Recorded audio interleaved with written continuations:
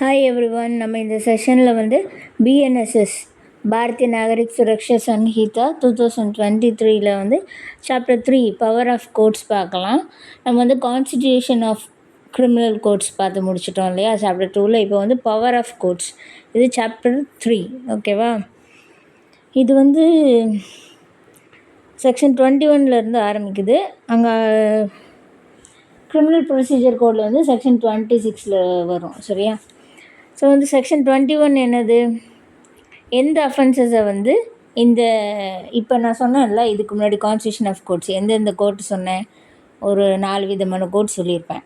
அந்த மாதிரி அப்புறம் மேஜிஸ்ட்ரேட் கோர்ட்ஸ் சொல்லியிருப்பேன். அப்புறம் ஜுடிஷியல், அதில் ஜுடிஷியல் மேஜிஸ்ட்ரேட், எக்ஸிக்யூட்டிவ் மேஜிஸ்ட்ரேட்ஸ் அப்படின்னு 2 விதமான இது சொல்லியிருப்பேன். ஸோ அவங்கெல்லாம் வந்து எந்த இதுக்கான தண்டனைகளை, எந்த மாதிரி கேஸஸை வந்து ட்ரை பண்ணுவாங்க அவங்க கோர்ட்டில் அப்படிங்கிறது பவர் இருக்குது அப்படிங்கிறது தான் இந்த செக்ஷனில் சொல்லியிருக்கு. ஓகேவா? இது வந்து சிஆர்பிசியில் என்ன சொல்லியிருப்பாங்க, ஐபிசிக்கு கீழே எந்தெந்த தண்டனை கொடுக்கப்பட்டிருக்கோ, எந்தெந்த குற்றங்களை பற்றி சொல்லியிருக்கோ அதெல்லாம் வந்து சிஆர்பிசிக்கு கீழே உள்ள கோர்ட்டில் வந்து நாங்கள் ட்ரை பண்ணுவோம், அதை பற்றி டீல் பண்ணுவோம் அப்படின்னு சொல்லியிருப்பாங்க. இங்கே அதே தான் பிஎன்எஸ்எஸ்ல என்ன சொல்லியிருக்காங்க, பிஎன்எஸ்எஸ் அதாவது பாரதிய நாகரிக் சுரக்ஷா சன்ஹிதாவில் என்ன சொல்லியிருக்காங்கன்னா, இப்போ ஐபிசிக்கு பதிலாக பிஎன்எஸ் அப்படின்னு வந்துருச்சுல, பாரதிய நியாய சன்ஹிதான்னு வந்துருச்சு. ஸோ அந்த பிஎன்எஸ்க்கு கீழே என்னென்ன குற்றம் சொல்லியிருக்காங்களோ அதெல்லாம் நாங்கள் வந்து இந்த நாகரிக் சுரக்ஷா சன்ஹிதாக்கு கீழே இருக்கிற கோர்ட்ஸில் வந்து ட்ரை பண்ணுவோம் அப்படின்னு சொல்லியிருக்கிறாங்க. ஓகேவா? அங்கே 26 சொன்னாங்க, இங்கே 21 சொல்லியிருக்காங்க. பெரிய வித்தியாசம்லாம் இல்லை. அப்புறம் என்ன சொல்கிறாங்கன்னா, ஒரு சில அஃபென்சஸ், அதாவது அஃபென்சஸ் அகெயின்ஸ்ட் விமன், பெண்களுக்கு எதிராக நடக்கிற ஒரு சில அஃபென்சஸை பற்றி சொல்லியிருக்காங்க. அந்த மாதிரி அஃபென்சஸ் இருந்துச்சுன்னா அதெல்லாம் மேக்ஸிமம் ப்ராக்டிக்கலாக இப்போ வந்து ஒரு பெண் நீதிபதி இருக்கிற கோர்ட் இருந்துச்சுன்னா அவங்கள வச்சு அதை ட்ரை பண்ண வைக்கணும். ஆஸ் ஃபார் அஸ் ப்ராக்டிக்கல், அப்படி பெண் நீதிபதி இருக்கிறாங்கன்னா அவங்க கோர்ட்டில் வந்து அந்த கேஸ் நடக்கிற மாதிரி பார்த்துக்கணும் அப்படின்னு சொல்கிறாங்க. ஓகேவா? ஸோ பாரதிய நியாய சன்ஹிதாக்கு கீழே உள்ள கேஸ்லாம் எதில் வந்து ட்ரை பண்ணுவாங்கன்னா, ஹைகோர்ட், கோர்ட் ஆஃப் செஷன்ஸ், அப்புறம் any other court by which such offence is shown in the first schedule to be triable. First schedule ஒன்று இருக்கும். ஓகேவா? ஃபர்ஸ்ட் ஷெடியூல் இருக்கும் இதில் பிஎன்எஸ்எஸில். அந்த ஷெடியூலில் வந்து சில குற்றங்கள்லாம் கொடுத்துருப்பாங்க. ஸோ பிஎன்எஸில் இருக்கிற குற்றங்களை தான் இங்கேயும் ஃபர்ஸ்ட் ஷெடியூலில் கொடுத்துருப்பாங்க. அந்த மாதிரி குற்றங்கள் எல்லாத்தையும் ஹைகோர்ட் வந்து ட்ரை பண்ணலாம், செஷன்ஸ் கோர்ட்டில் வந்து பார்க்கலாம். இல்லைன்னா மற்ற எந்த கோர்ட்லனாலும் அந்த ஷெடியூல் படி அந்தந்த கோர்ட்டில் வந்து பிரித்து கொடுக்கலாம், பார்க்கலாம் அப்படின்னு சொல்கிறாங்க. அப்புறம் இந்த பெண்களுக்கு எதிரான குற்றங்கள் சொன்னல, அதில் என்னெல்லாம் செக்ஷன் கொடுத்துருக்காங்கன்னா, இப்போ பிஎன்எஸில் வந்து section 64, 65, 66, 67, 68, 69, 70 or section 71 of Bharatiya Nyaya Sanhita. ஓகேவா?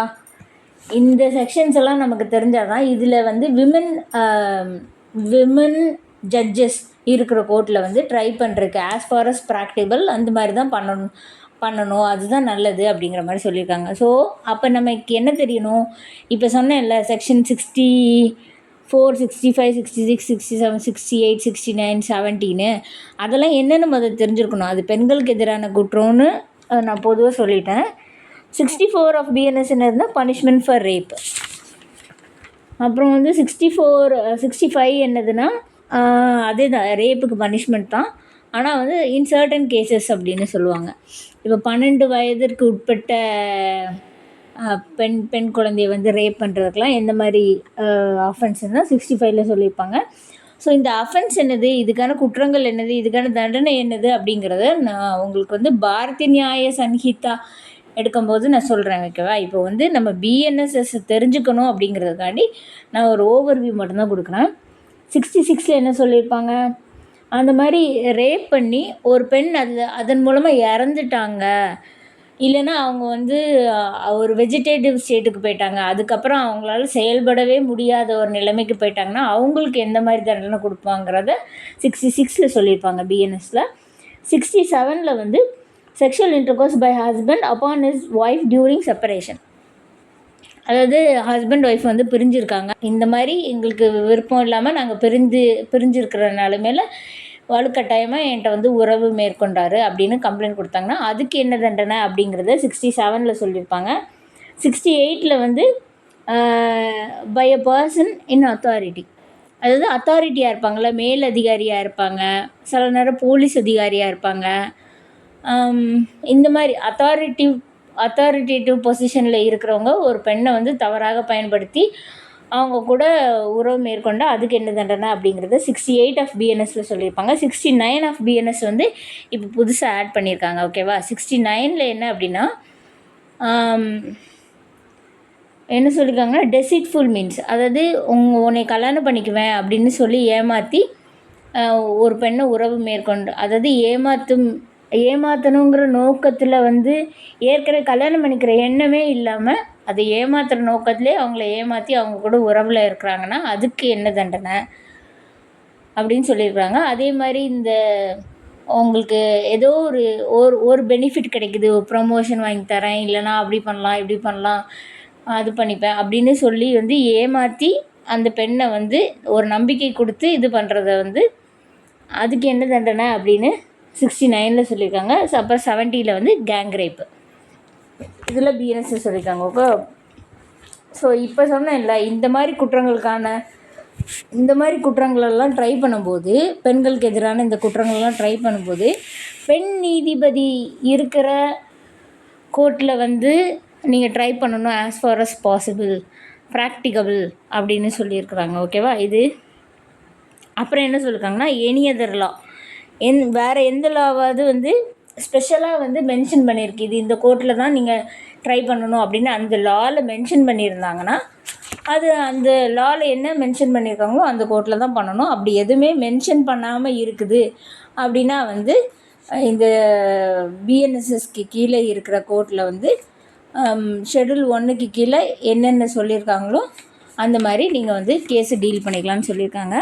இதுக்கு எக்ஸாம்பிள் என்ன அப்படின்னா, இப்போ ஜுவைனல் இருக்காங்கல்ல, சின்ன பசங்க வந்து தப்பு பண்ணுவாங்க, சட்டத்துக்கு எதிராக ஏதாவது குற்றம் பண்ணியிருப்பாங்க. அவங்கள வந்து கிரிமினல்னு சொல்ல மாட்டோம், அவங்க வந்து சைல்டு இன் கான்ஃப்ளிக்ட் வித் லா, அதாவது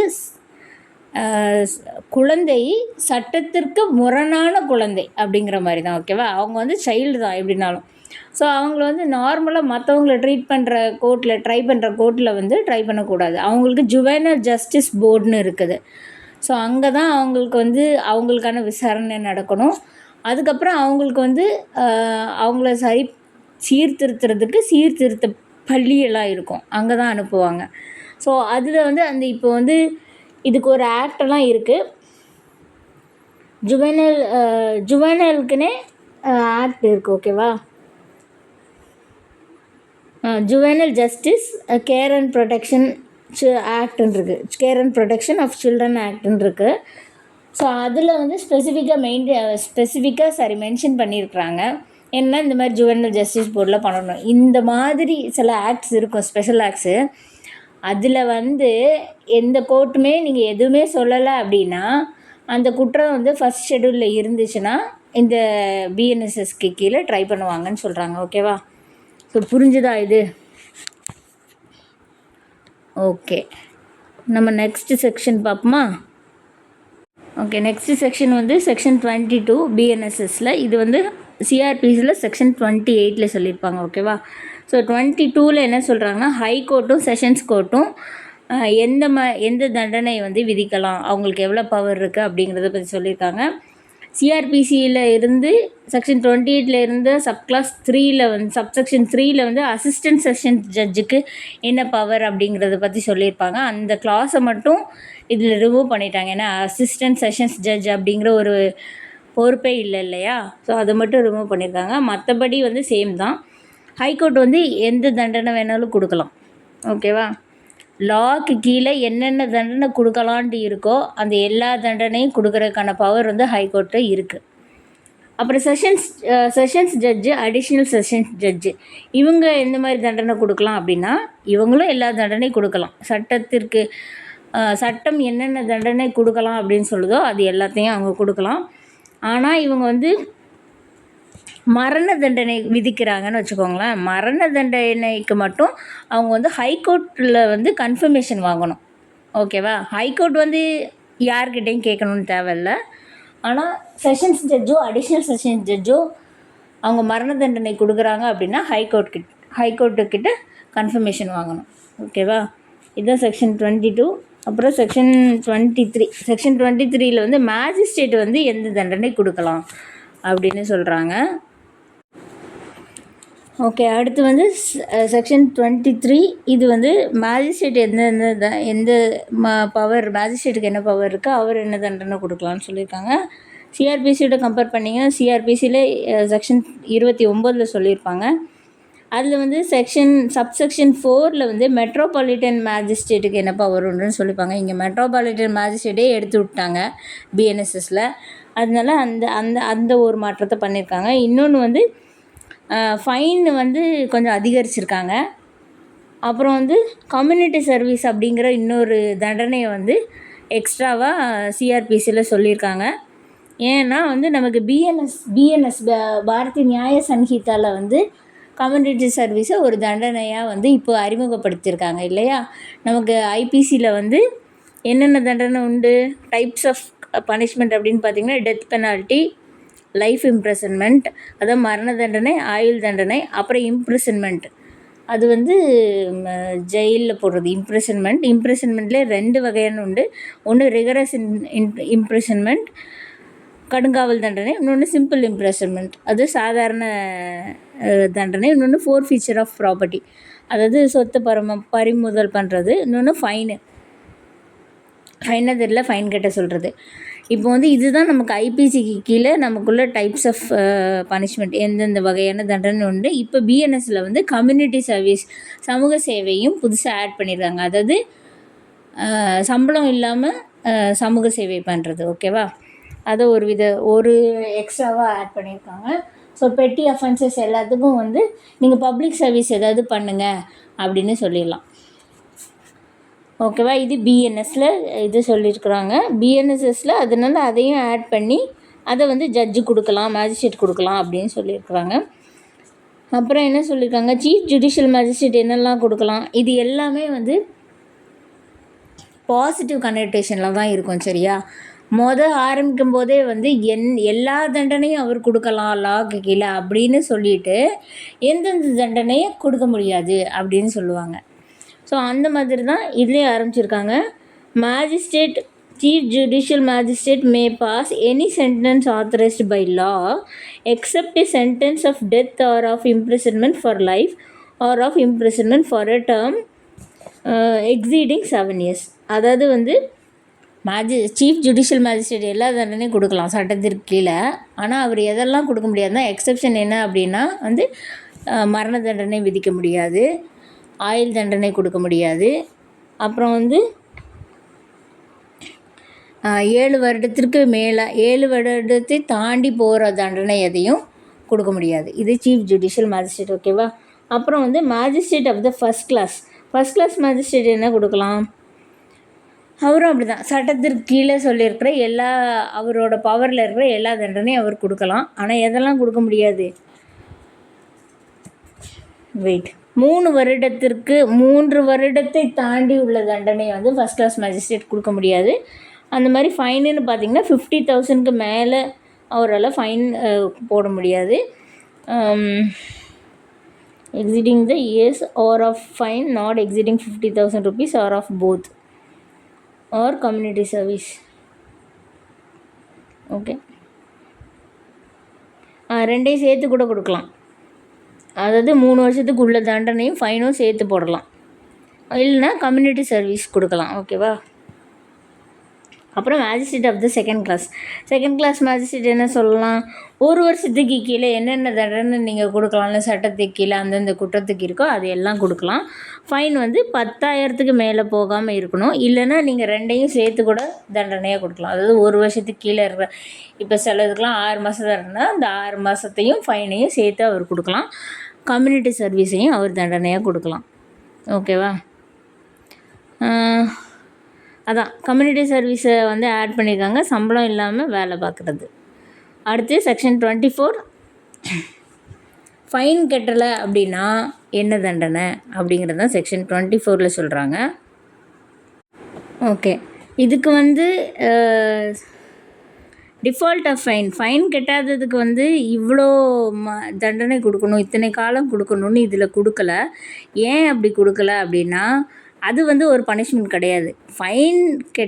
ஃபைனே ஒரு பனிஷ்மெண்ட்டு தான். அந்த ஃபைனையும் நீங்கள் கட்டலை அப்படிங்கிறதுக்கு தான் நாங்கள் தண்டனை கொடுக்க போகிறாங்க இல்லையா? ஸோ அதில் என்ன சொல்கிறாங்க அப்படின்னா, ஒரு குற்றம் நடந்திருக்கு, அந்த குற்றத்துக்கு வந்து 3 வருஷம் தண்டனை, 10,000 ரூபாய் ஃபைன்னு வச்சுக்கோங்களேன். இப்போது திருடு தெஃப்ட்டுக்கெல்லாம் வந்து 3 வருஷம் தண்டனையும் 10,000 ரூபாய் ஃபைனும் வந்து ஃபஸ்ட் கிளாஸ் மேஜிஸ்ட்ரேட் உங்களுக்கு போடுறாங்க அப்படின்னா, ஓகே 3 வருஷம் தண்டனை, ஆனால் 10,000 வந்து கட்டலை. ஸோ அதுக்கும் ஒரு தண்டனை கொடுக்கணும்ல.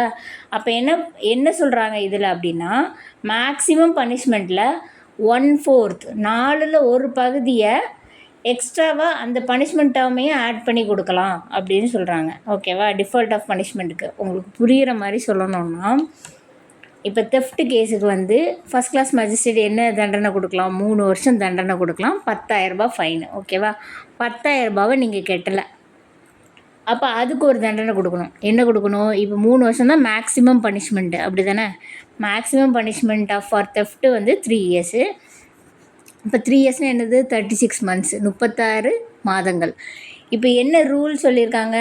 அந்த 36 மாதம், அதாவது மேக்ஸிமம் பனிஷ்மெண்ட் 36 மாதத்தில் 4ல் ஒரு பகுதியை தான் வந்து நீங்கள் ஃபைன் கட்டாததுக்கு தண்டனையாக கொடுக்க முடியும்னு சொல்கிறாங்க. 36 4 இது பண்ணால் எவ்வளவு? 4ல் 1 எவ்வளவு? 9 மாதங்கள். ஸோ நீங்கள் 3 வருஷமும் 9 மாதமும் வந்து தண்டனை கொடுத்துக்கலாம் அப்படின்னு சொல்கிறாங்க. எதுக்கு? ஃபைன், இந்த 10,000 ரூபாய் கட்டாததுக்கு. அது அந்த 10,000 ரூபாய் கட்டினாங்கன்னா அந்த தண்டனை கிடையாது. ஓகே, ஸோ அந்த இது புரிஞ்சுதா? அப்புறம் வந்து இது வந்து 24 சப்செக்ஷன் 1. ஓகேவா? 24 சப்செக்ஷன் 2. 24 சப்செக்ஷன் 2 என்ன சொல்கிறாங்க? In addition to a substantive sentence imprisonment, the imprisonment awarded under this section may be in addition to a substantive sentence of imprisonment for maximum term awardable by the magistrate under section 23. So 23ல் வந்து அவர் என்னென்ன sentence கொடுத்துருக்குறாரோ அதுக்கான substantive, wait ஒரு நிமிஷம், நான் உங்களுக்கு இது கொஞ்சம் புரிகிற மாதிரி சொல்கிறேன். இது வேறு ஒன்றும் இல்லை, நான் ஏற்கனவே சொன்னது தான். இந்த செக்ஷனில் சொல்லியிருக்கிறது, அதாவது இப்போ நான் சொன்னேன்ல, இந்த செக்ஷனில் சொல்லியிருக்கிறது வந்து இது எக்ஸ்ட்ரா பனிஷ்மெண்ட் கிடையாது. அவர் ஏற்கனவே செக்ஷன் 23க்கு கீழே மேஜிஸ்ட்ரேட் என்னென்ன பனிஷ்மெண்ட் கொடுக்கலாமோ அந்த பனிஷ்மெண்ட்டில் தான் வந்து அந்த பனிஷ்மெண்ட்டை தான் இவர் வந்து அந்த மேக்ஸிமம் பனிஷ்மெண்ட்டில் தான் இவர் வந்து ஒரு அடிஷ்னலாக கொடுக்க முடியும், இதை சேர்த்து கொடுக்க முடியுமே தவிர இது தனி பனிஷ்மெண்ட் கிடையாதுன்னு சொல்கிறாங்க. ஓகேவா? இப்போ செக்ஷன் 25 என்னென்னா, sentence in cases of conviction of several offences at one trial. அது ஒரே ட்ரையலில் நிறைய அஃபென்சஸுக்கு போட்டிருப்பாங்க. இப்போ எஃப்ஐஆர் வந்து நிறைய அஃபென்சஸுக்கு, நிறைய குற்றங்களுக்கு வந்து எஃப்ஐஆர் போட்டிருக்காங்க அப்படின்னு வச்சுக்கோங்களேன். நிறைய குற்றங்களில் வந்து வரிசையாக நிறைய செக்ஷன்ஸ் போட்டிருக்காங்கன்னா நிறைய குற்றங்களை ஒரே ட்ரையலில் தான் பார்ப்பாங்க.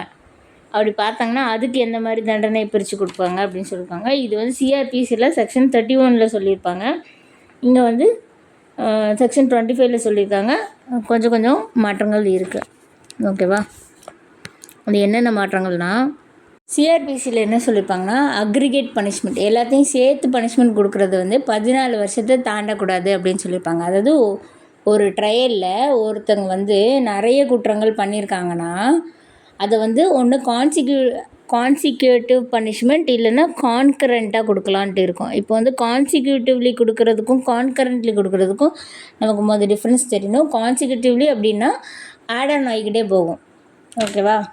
இப்போ இதுக்கு தண்டனை, அப்புறம் அந்த குற்றத்துக்கு தண்டனை, அந்த குற்றத்துக்கு ஒரு 2 வருஷம், இதுக்கு ஒரு 2 வருஷம் அப்படின்னு போகும், அடுத்தடுத்து போயிடும். இப்போ வந்து கான்கரண்ட்லி அப்படின்னா எல்லாமே வந்து சேர்த்து ஒன்றா சொல்கிறது. கான்சிக்யூட்டிவ் பனிஷ்மெண்ட்னால் இப்போ ஒருத்தர் வந்து 2 குற்றம் பண்ணியிருக்காருன்னு வச்சுக்கோங்களேன். ஒரு குற்றத்துக்கு 5 வருட தண்டனை, இன்னொரு குற்றத்துக்கு 3 வருட தண்டனை அப்படின்னா, அந்த 5 வருஷத்துக்கு கொடுப்பாங்க. அந்த 5 வருஷம் அவருக்கு முடியும் போது அவருக்கு அந்த இன்னொரு குற்றத்தோட 3 வருஷமும் ஆட் ஆன் ஆயிரும். அப்போது மொத்தமாக 8 ஆயிரும். இதுதான் வந்து அதாவது கான்சிக்யூட்டிவ் பனிஷ்மெண்ட். ஓகேவா? இது வந்து சிஆர்பிசிக்கு கீழே என்ன சொல்லியிருப்பாங்கன்னா, மொத்தம் 14 வருஷத்தை அது தாண்டி போகக்கூடாதுன்னு சொல்லியிருப்பாங்க. அது இப்போது பிஎன்எஸ்எஸில் வந்து 20 வருஷமாக ஆக்கிட்டாங்க. இன்னொரு இது என்னென்னா கான்கரண்ட் பனிஷ்மெண்ட். அப்படின்னா இப்போ அதே எக்ஸாம்பிள் உங்களுக்கு சொல்கிறேன். இப்போ வந்து ஒருத்தர் 2 தப்பு பண்ணியிருக்காரு, 2 குற்றம் பண்ணியிருக்காரு, ஒரே ட்ரையலில் அதுக்கான அதை டீல் பண்ணி ஜட்ஜ்மெண்ட் கொடுத்துருக்காங்கன்னு வைக்கும்போது, அந்த 2 தண்டனையுமே வந்து ஒரே நேரத்தில் இருக்கும். அப்போ வந்து அவருக்கு எக்ஸ்ட்ராவாக ஆட் ஆன் ஆகாது. 5 வருஷம் ப்ளஸ் 3 வருஷம் அப்படின்லாம் ஆகாது. அப்போ மொத்தம் 8 வருஷம் ஆகும்ல, அந்த மாதிரி ஆகாது. மொத்தமாக அந்த 5 வருஷத்துலேயே அந்த 3 வருஷமும் அடங்கிடும். ஓகேவா? மேபி ஒரு சிம்பிள் இம்ப்ரெஸ்மெண்ட்டும் ஒரு ரிகரஸ் இம்ப்ரெஸ்மெண்ட்டும் கொடுக்கலாம். அது அந்த ஜட்ஜை பொறுத்து. பட் அந்த 5 வருஷத்துக்குள்ளே அந்த 3 வருஷமும் அடங்கிடும். இது வந்து கன்கரண்ட்டாக கொடுக்கறது. இப்போ பிஎன்எஸ்எஸில் என்ன சொல்லியிருக்காங்கன்னா, இது அந்த ஒரு குற்றத்தோட இப்போ 2-3 குற்றம் பண்ணியிருந்தாங்கன்னா அதோட சிவியாரிட்டியை பொறுத்து, அது எவ்வளோ கடுமையான குற்றங்கள் அப்படிங்கிறத பொறுத்து அந்த ஜட்ஜு வந்து முடிவு பண்ணிக்கலாம். கன்கரண்ட்டாக கொடுக்கணுமா, கான்சிக்யூட்டிவாக கொடுக்கணுமா அப்படிங்கிறது வந்து அந்த சீரியஸ்னஸ் ஆஃப் அஃபென்ஸை பொறுத்து அது வந்து அந்த கோர்ட் வந்து முடிவெடுத்துக்கலாம் அப்படின்னு சொல்கிறாங்க. இது வந்து சிஆர்பிசியில் வந்து இப்படி கிடையாது. சிஆர்பிசியில் வந்து கன்கரண்ட்டாக கொடுங்கன்னு தான் சொல்லியிருப்பாங்க. இப்போ 4-5 குற்றம் பண்ணியிருந்தாங்கன்னா 4-5 குற்றத்தோட தண்டனையும் சேர்த்து வச்சு ஒரே தண்டனையாக கொடுங்கப்பா அப்படின்னு சிஆர்பிசியில் சொல்லுவாங்க. பிஎன்எஸ்எஸில் என்ன சொல்கிறாங்கன்னா, அப்படி இல்லை, அந்த குற்றங்களோட சிவியாரிட்டியை பொறுத்து, அந்த அஃபென்ஸோட எவ்வளோ கடுமையாக இருக்குங்கிறத பொறுத்து அது கன்கரண்ட்டாக கொடுக்கணுமா, கான்சிக்யூட்டிவாக கொடுக்கணுமா அப்படிங்கிறத கோர்ட் முடிவெடுத்து கொடுக்கணும் அப்படின்னு ஒரு ஆப்ஷன் கொடுத்துருக்காங்க. ஓகேவா? அப்போ செக்ஷன்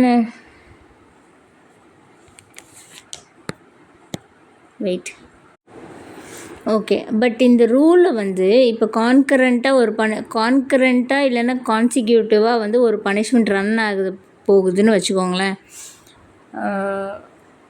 அது வந்து எப்படி ரன் ஆகணும்னா, அது ஒரு செக்ஷனுக்கு சப்ஜெக்ட் ஆகி தான் இருக்கணும். அந்த செக்ஷனையும் நம்ம பார்த்துக்கணும். அது என்ன செக்ஷன்னா, பிஎன்எஸில் செக்ஷன் 9 இருக்குது. செக்ஷன் 9ஐயும் நம்ம படிச்சுட்டு அதில் என்ன சொல்லியிருக்காங்க அதை யோசித்து தான் இதையும் கொடுக்கணும். இந்த ரூல் இருக்கே அப்படிங்கிறதாக நம்ம இஷ்டப்படி கொடுத்துடக்கூடாது. செக்ஷன் 9 தெரிஞ்சுக்கணும். செக்ஷன் 9 பிஎன்எஸில் என்ன சொல்கிறாங்க, பிஎன்எஸ்ஸா பாரதிய நியாய சன்ஹிதா, அது வந்து வேறு ஆக்ட். ஓகேவா? குழப்பிடக்கூடாது, 2 நேம் ஒன்று போல் இருக்குதே அப்படிங்கிறதுக்காண்டி. வேறு எனிதிங் செக்ஷன் 9 சப்செக்ஷன் 1 என்ன சொல்கிறாங்கன்னா, வேறு anything which is an offence is made up of parts any of which part is itself an offence, the offender shall not be punished with the punishment of more than one of such is offence unless it is so expressly provided. ஓகேவா? Subsection 2 என்ன சொல்கிறாங்கன்னா, where anything is an offence falling within 2 or more separate definitions of any law in force for the time being in which offences are defined or punished. B. Several acts of which one or more than one would by itself or themselves constitute an offence constitute when combined a different offences. Then offender shall not be punished with a more severe punishment than the court which tries him could award for any one of such offences. So இதில் என்ன சொல்கிறாங்கன்னா, first வந்து ஒரு குற்றம் நடக்குது. ஒரு குற்றத்துலையே நிறைய குற்றங்கள் உள்ளடங்கி இருக்குதுன்னு வச்சுக்கோங்களேன். ஒரு குற்றத்துக்குள்ளேயே நிறைய குற்றங்கள் உள்ளடங்கி இருக்கு. அப்போ வந்து அதை வந்து தண்டனை கொடுக்க போகிறாங்கன்னா அது எல்லாத்துக்கும் பார்ட்டாக கொடுக்காம அந்த ஒரு குற்றத்துக்கு உங்களுக்கு எக்ஸாம்பிள் சொல்கிறேன். ஒருத்தர் வந்து இன்னொருத்தரை வந்து 50 அடி அடிச்சிட்டாரு கட்டையால். ஓகேவா? அப்போ வந்து அவர் அடித்த ஒவ்வொரு அடிக்குமே சிம்பிள் ஹர்ட் தானே, தண்டனை உண்டு. ஒவ்வொரு அடிக்குமே தண்டனை உண்டு. அப்படி பார்த்தா 50 அடிக்கு வந்து அவருக்கு வந்து எவ்வளோ 50 வருஷம் தண்டனை கொடுக்க முடியுமா? முடியாது. 50மே வந்து குற்றம் தான். ஒரு குற்றமாக சேர்த்து அவர் 50 குற்றம் பண்ணியிருக்காரு. ஆனால் வந்து தண்டனை கொடுக்கும்போது அந்த 50ம் சேர்ந்து ஒருத்தரை அடித்ததாக தானே ஆகும். அப்போ வந்து சேர்த்து ஒரே தண்டனையாக தான் கொடுப்போம். இதை வந்து ஃபஸ்ட்டு சப்செக்ஷனில் சொல்லியிருக்காங்க, செக்ஷன் 9ல். ரெண்டாவது என்ன சொல்லியிருக்காங்க அப்படின்னா, 2-3 அஃபென்ஸ் நடக்குது. இப்போ இன்னொருத்தரை அடிக்கும்போதே இன்னொருத்தர் வந்து தடுக்கிறாரு. அப்போ வந்து இவர் வந்து அந்த மனுஷனையும் வேணும்னு தெரிஞ்சு அடிக்கிறாரு, தடுக்க வந்தவரையும் தெரிஞ்சு அடிக்கிறாரு. அப்படின்னா அது 2 அஃபென்ஸ், 2 டிஃப்ரெண்ட்டான அஃபென்ஸ். ஏன்னா 2 பேரை நீங்கள் விதவிதமாக தைக்கிருக்கீங்க. அப்போம்போது உங்களுக்கு வந்து தனித்தனியாக அதுக்கு வந்து பனிஷ்மெண்ட்டு கொடுக்குறாங்க. சரியா? ஸோ அதுக்கு என்ன சொல்கிறாங்கன்னா, several acts of which one or more than one would by itself or themselves constitute an offense constitute when combined a different offense. அதே தான். அது தனியாக இருக்கும்போது, அது தனித்தனியாக பார்க்கும்போது ஒரு தனித்தனி குற்றம், பட் சேர்த்து பார்க்கும்போது மொத்தமாக ஒரே குற்றமாக இருக்கும். ஸோ அதுக்கு என்ன மாதிரி நீங்கள் தண்டனை கொடுக்கணுன்னா, சிவியராக இருக்கிற தண்டனை கொடுக்கக்கூடாது. இப்போ வந்து நான் சொன்னேன்ல, தனித்தனியாக ஒவ்வொரு அடிக்கும் பார்த்தீங்கன்னா மொத்தமாக 50 வருஷம் தண்டனை கொடுக்கணும். ஸோ அது ரொம்ப சிவியர் இல்லையா? அப்படியெல்லாம் கொடுக்க முடியாது. அதனால அவர் சிம்பிள் ஹர்ட், அவர் அடித்தார், அதுக்கான தண்டனை என்னது, அதுதான் கொடுக்கணும் அப்படின்னு வந்து செக்ஷன் 9ல் சொல்கிறாங்க. ஓகேவா? ஸோ இதை வந்து இதை மனசில் வச்சுக்கிட்டு தான் இப்போ நம்ம செக்ஷன் 24ல் பார்த்தோம் இல்லையா, பிஎன்எஸ்எஸில். அது 25ல் பார்த்தோம் இல்லையா, அது வந்து கான்சிக்யூட்டிவாக கொடுக்கணுமா கான்கரண்ட்டாக கொடுக்கணுமான்னு இதெல்லாம் மனசில் வச்சுட்டு தான் கொடுக்கணும். ஓகேவா? அது வந்து ரொம்ப சிவியராகவும் போயிடக்கூடாது.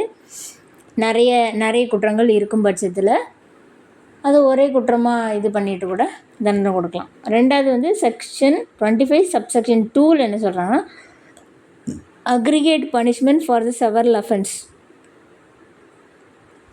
ஓகே, இது வந்து என்ன அப்படின்னா, இப்போது ஃபஸ்ட் கிளாஸ் மேஜிஸ்ட்ரேட்னு வச்சுக்கோங்களேன், அவருக்கு மொத்த பவர் எவ்வளவு? 3 வருஷம் தான் தண்டனை கொடுக்க முடியும் இல்லையா? ஆனால் அது திருட்டு கேஸாக இருக்கட்டும், இல்லைன்னா 1 வருட தண்டனை கொடுக்குற கேஸாக இருக்கட்டும், 6 மாத தண்டனை கொடுக்குற கேஸாக இருக்கட்டும், எல்லாமே தண்டனை கொடுக்குறதுக்கு அவருக்கு பவர் இருக்குது. அப்படி தானே?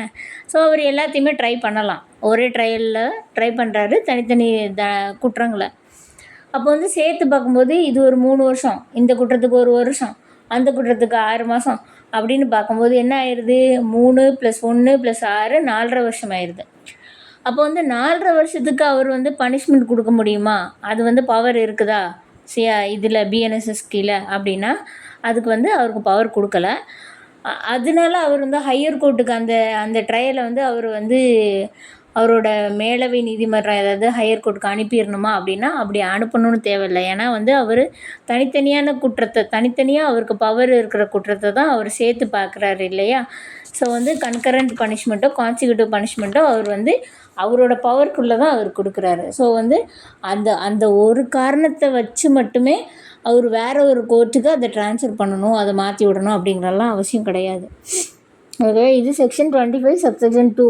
ஸோ இப்போ நம்ம செக்ஷன் 25ன்னு பார்த்துட்டோம்னா 2 கண்டிஷன் தான் இருக்குது. ஒன்று, அவங்க கன்கரண்ட்டாக கொடுக்குறாங்களோ இல்லை கான்சிக்யூட்டிவாக கொடுக்குறாங்களோ அது அந்த அஃபென்ஸோட சிவியாரிட்டியை பொறுத்து. எப்படி கொடுத்தாலும் அது 20 வருஷத்துக்கு மேலே இருக்கக்கூடாது. ஓகேவா? இது சிஆர்பிசியில் 14 வருஷத்துக்கு மேலே இருக்கக்கூடாது, இப்போ பிஎன்எஸ்எஸில் 20 வருஷத்துக்கு மேலே இருக்கக்கூடாதுன்னு சொல்கிறாங்க. இன்னொன்று, அவங்க கொடுக்குற பனிஷ்மெண்ட், அவங்க கொடுக்குற கான்சிக்யூட்டிவ் பனிஷ்மெண்ட் வந்து அந்த கோர்ட்டுக்கு இருக்கிற பவரை விட 2 மடங்கு பவரை அதை தாண்டி போயிடக்கூடாது. இப்போ வந்து மேஜிஸ்ட்ரேட், ஃபஸ்ட் கிளாஸ் மேஜிஸ்ட்ரேட்டுக்கு மொத்தமே 3 வருஷம்தான் தண்டனை கொடுக்குறதுக்கு பவர் இருக்குது. அப்படிங்கும்போது அவர் கான்சிக்யூட்டிவாக ஒரு 2-3 அஃபென்ஸுக்கு சேர்த்து பனிஷ்மெண்ட் கொடுக்காரு அப்படிங்கிற பட்சத்தில் 3 + 3 6, அந்த 6 வருடத்தை தாண்டி அது போயிடக்கூடாது. சரியா? 2 மடங்காக தான் கணக்கு சொல்லியிருக்காங்க, 6 வருடத்தை தாண்டி போயிடக்கூடாது. இப்போ வந்து இதுக்கு ஒரு 3 வருஷம், அதுக்கு ஒரு வருஷம், இன்னொரு இதுக்கு ஒரு 6 மாதம் அப்படின்னு ஒரு 4.5 வருஷம் கொடுக்கலாம். அதை அவரோட பவரில் ட்வைஸ் ஆஃப் த பவருக்கு வந்து ட்வைஸ் ஆஃப் த சென்டென்சிங் அதுக்கு வந்து கம்மியாக தான் இருக்குது இல்லையா? இந்த 2 கண்டிஷன் தான் செக்ஷன் 25க்கு கீழே சொல்லியிருக்காங்க. ஓகே, இப்போ செக்ஷன் 26ல் என்ன சொல்கிறாங்கன்னா மோட் ஆஃப் கன்ஃபரிங் பவர்ஸ்.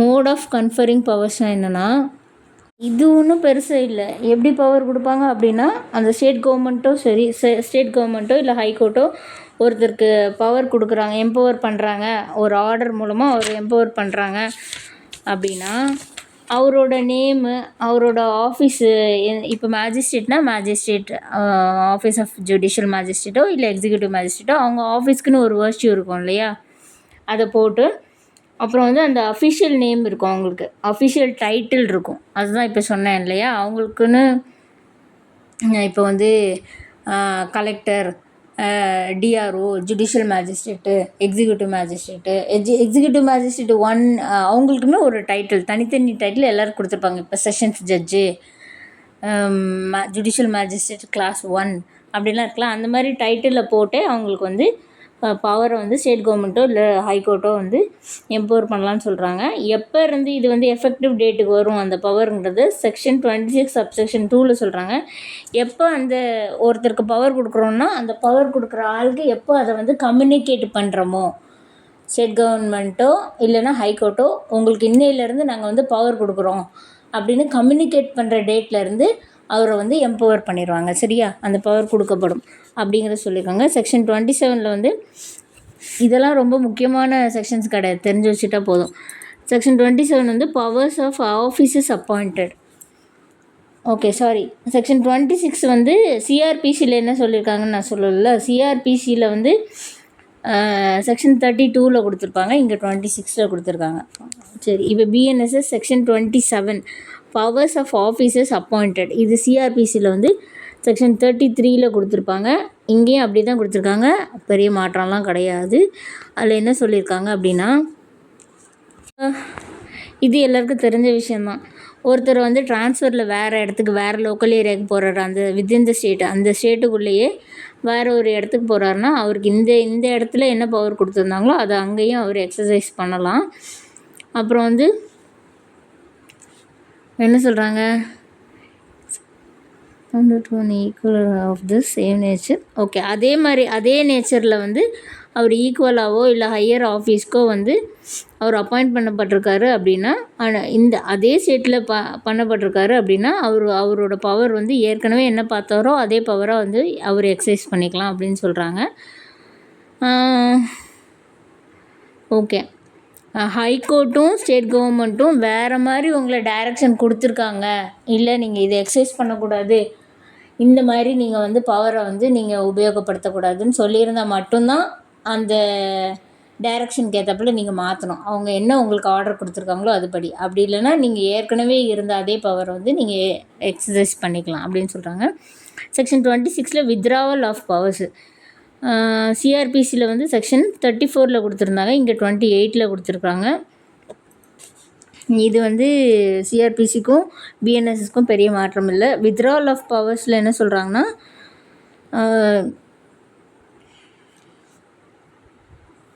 அதே தான், ஹைகோர்ட்டும் ஸ்டேட் கவர்மெண்ட்டும் எப்போனாலும் அவங்க வந்து பவர்ஸ், எந்த பவர்லாம் அவங்களுக்கு கொடுத்துருந்தாங்களோ அதை வந்து ஆஃபீஸருக்கு கொடுத்துருந்து any powers conferred by the chief judicial magistrate or by the district court magistrate may be withdrawn by the chief judicial magistrate or by the district magistrate by whom such powers were conferred. Okay, இதை வந்து chief judicial மேஜிஸ்ட்ரேட்டோ இல்லை district மேஜிஸ்ட்ரேட்டோ அந்த ஆஃபீஸர்ஸை பற்றி தான் நம்ம படிச்சுட்ருக்கோம். ஆஃபீஸர்ஸ்க்கு வந்து இப்போ யாருக்கெல்லாம் பவர் கொடுத்துருந்தாங்களோ அவங்க நினச்சா அவங்க அந்த பவரை வந்து திருப்பி வித்ரா பண்ணிக்கலாம் அப்படின்னு சொல்கிறாங்க. அப்புறம் the High Court or the state government may withdraw all or any of the powers conferred by it on any. Okay, ஹைகோர்ட்டும் கவர்மெண்ட்டும் எந்த பர்சன் மேலே இருக்கிற அவங்களுக்கு கீழே சப்பார்டினேட் ஆஃபீஸராக இருக்கிற எந்த பர்சனுக்கு எந்த பவர் கொடுத்துருந்தாலும் அதை வித்ரா பண்ணிக்கலாம். Section 29 powers of judges and magistrate exercisable by their successor in office. Successor in ஆஃபீஸ்னால் இது வந்து சிஆர்பிசியில் செக்ஷன் 35ல் சொல்லியிருந்தாங்க, இங்கே செக்ஷன் 29ல் சொல்லியிருக்காங்க, எந்த சேஞ்சும் இல்லை. செக்ஷன் 29 சப்செக்ஷன் 1ல் என்ன சொல்கிறாங்கன்னா, the power and duties of a judge or magistrate may be exercised or performed by his successor in office. Okay, அந்த ஆஃபீஸ்க்கு இன்னொரு அதாவது இப்போ மேஜிஸ்ட்ரேட் வந்து மாறி போயிட்டார் இல்லை ரிட்டையர் ஆகிட்டார் அப்படிங்கும்போது இன்னொருத்தர் சக்ஸஸர் வருவார்ல மேஜிஸ்ட்ரேட்டு, அவருக்கும் அதே பவர் இருக்குன்னு சொல்கிறாங்க. ஃபார் எக்ஸாம்பிள் ஜட்ஜோ மேஜிஸ்ட்ரேட்டோ எந்த இடத்துக்கு அவங்க சக்ஸஸர் அடுத்து வரவங்க வந்து அதே பவர் எக்ஸசைஸ் பண்ணுவாங்க. இதுதான் 29 subsection 1. 29 subsection 2 வந்து sessions judge to determine when there is any doubt as to who is the successor in office, the sessions judge shall determine by order in writing. Okay, எந்த யார் சக்ஸஸருக்கு என்ன மாதிரி power இருக்குது அப்படின்னு ஒருவேளை டவுட் வருதுன்னு வச்சுக்கோங்களேன். அப்போ வந்து அந்த செஷன்ஸ் ஜட்ஜு வந்து அவர் எழுத்து மூலமாக அது வந்து டெட்டர்மைன் பண்ணுவார், உங்களுக்கு யாருக்கு எந்த பவர் இருக்குது அப்படின்னு அவர் சொல்லுவார். ஓகேவா? The judge who shall for the purpose of the sanhita or of any proceeding or order thereunder be deemed to be a successor in his office. அவர் சொல்கிறது அவங்க அதுக்கப்புறம் அந்த ஆஃபீஸில் வந்து அதுக்கு அடுத்த ஆளாக ஆயிடுவாங்க. அப்புறம் வந்து section 29 subsection 3 chief judicial magistrate R the district magistrate to determine when there is any doubt as to who is the successor in office of any magistrate, the chief judicial magistrate or the district magistrate, as the case may be, shall determine by order in writing the magistrate who shall for the purpose of the sanhita or of any proceeding or order thereunder be deemed to be successor in office of such magistrate. Okay, இதெல்லாம் வந்து ரொம்ப இந்த management சம்மந்தப்பட்டது தான். யார் வந்து அடுத்து அந்த ஆஃபீஸை வந்து பொறுப்பெடுத்து நடத்துவாங்க, யார் இந்த பொறுப்பில் இருப்பாங்க அப்படிங்கிறது. உங்களுக்கு டவுட் இருக்கும் பட்சத்தில் வந்து டிஸ்ட்ரிக்ட் மேஜிஸ்ட்ரேட்டோ இல்லைனா வந்து சீஃப் ஜுடிஷியல் மேஜிஸ்ட்ரேட் வந்து அவங்க எழுத்தின் மூலமாக யார் இந்த ஆஃபீஸ்க்கு வந்து அடுத்து பொறுப்பாக இருப்பாங்க, எந்த மேஜிஸ்ட்ரேட் இருப்பாங்க அப்படிங்கிறத டெட்டர்மைன் பண்ணுவாங்க. அது செக்ஷன் 29 subsection 3. அதாவது இப்போ வந்து டியூட்டி மேஜிஸ்ட்ரேட்டுலாம் இருப்பாங்க, அவங்க தான் அந்த டையிங் டிக்ளரேஷன்லாம் எடுக்க போவாங்க. அவங்க தான் அந்த டியூட்டியில் இருப்பாங்க. இப்போ நிறைய மேஜிஸ்ட்ரேட் இருப்பாங்க, ஆனால் டியூட்டி மேஜிஸ்ட்ரேட்டுங்கிறவங்க அந்தந்த ஏரியாவுக்கு யாரை வந்து சொல்லியிருக்காங்களோ அவங்க தான் அப்போ டியூட்டியில் இருப்பாங்க. இப்போ டியூட்டி டாக்டர்லாம் இருக்காங்கல்ல, அந்த மாதிரி அதெல்லாம் வந்து தீர்மானிக்கிறது எல்லாமே வந்து இந்த மேனேஜ்மெண்ட் சம்மந்தப்பட்டது தான். ஓகேவா? இதோட இந்த சாப்டர் முடிஞ்சது. இந்த சாப்டரில் நீங்கள் இந்த லாஸ்ட்டாக சொன்ன 2-3 செக்ஷன்லாம் வந்து ரொம்ப முக்கியம் கிடையாது. இதில் முக்கியமாக நீங்கள் தெரிஞ்சுக்க வேண்டியது ஹைகோர்ட்டுக்கு என்ன பவர் இருக்குது, சட்டத்திற்கு கீழே என்னென்ன தண்டனை கொடுக்க முடியுமோ எல்லாத்தையுமே ஹைகோர்ட் கொடுக்கலாம். Sessions judge additional sessions judge என்ன பண்ணலாம், மரண தண்டனை கொடுக்கும்போது மட்டும் ஹைகோர்ட்டோட கன்ஃபர்மேஷன் வேணும், மற்றபடி எந்த தண்டனைனாலும் கொடுக்கலாம். சீஃப் ஜுடிஷியல் மேஜிஸ்ட்ரேட் வந்து 7 வருடத்திற்கு மேலே போகாமல் தண்டனை கொடுக்கலாம். அவர் வந்து மரண தண்டனையோ இல்லைன்னா ஆயுள் தண்டனையோ கொடுக்க முடியாது. அப்புறம் magistrate of the first class வந்து 3 வருடத்திற்கு தாண்டி போகாமல் இருக்கிற தண்டனை எல்லாமே கொடுக்கலாம். அதேமாதிரி 50,000க்கு மேலே இது போடும், 50,000க்குள்ளே ஃபைன் போட்டுக்கலாம், அதுக்கு மேலே போட முடியாது. அப்புறம் வந்து கம்யூனிட்டி சர்வீஸ் கொடுக்கலாம். இப்போ வந்து ஃபைனு தண்டனை ரெண்டையும் சேர்த்தும் அவர் கொடுக்கலாம். இன்னொன்று magistrate of the second class 1 வருடத்திற்கு உள்ளான தண்டனை கொடுக்கலாம், 10,000 ரூபாய்க்கு உள்ளே வந்து ஃபைன் போட்டுக்கலாம், இல்லைனா ரெண்டையும் சேர்த்து கூட கொடுக்கலாம், அப்புறம் கம்யூனிட்டி சர்வீஸ் கொடுக்கலாம். ஓகேவா? தண்டனையாக இதெல்லாம் தான் நீங்கள் இந்த சாப்டரில் தெரிஞ்சுக்க வேண்டியது, powers of courts, criminal courts. ஓகேவா? தேங்க்யூ, பை பாய்.